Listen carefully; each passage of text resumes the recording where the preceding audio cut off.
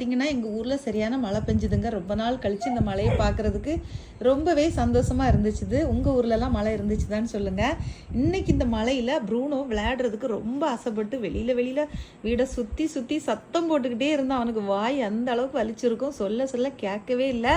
மழை அந்த தண்ணி தூறல் வீழும் பார்த்தீங்களா, அந்த தூறல் சவுண்டுக்கு அந்த சீட்டில் பரபரான்னு கேட்குமா, அந்த சவுண்டுக்கு அவன் போட்ட சத்தம் இருக்கே பார்க்கணும்.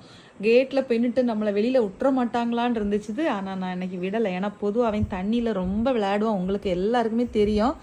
இப்போ தான் அவனுக்கு ஒரு பெரிய காய்ச்சல் வந்துட்டு போச்சு. அப்புறம் நான் தண்ணியில் விட்டேன்னா நீங்கள் எல்லோரும் என்ன கமெண்ட்லேயும் திட்டுவீங்க. அப்புறம் பிள்ளைக்கு ஏதாச்சும் காய்ச்சல் வந்துச்சுன்னா அப்புறம் நான் தான் ஹாஸ்பிட்டல் கையுமா ஓடணும். பிள்ளையும் ரொம்ப கஷ்டப்பட்டுருவான் பார்த்தீங்களா. அதனால் பிள்ளைக்கு இன்றைக்கி கொஞ்சம் விளையாடுறதுக்கெலாம் விடலை. பயங்கரமாக சத்தம் போட்டதும் இனி இது சரிப்பட்டு வராது அப்படின்னு சொல்லிட்டு வீட்டுக்குள்ளேயே என்ன செஞ்சாச்சு, படுக்க வச்சாச்சு. நேற்று போல் நாங்கள் இன்றைக்கி தூங்க போகிறோம். சரியா கண்மணி?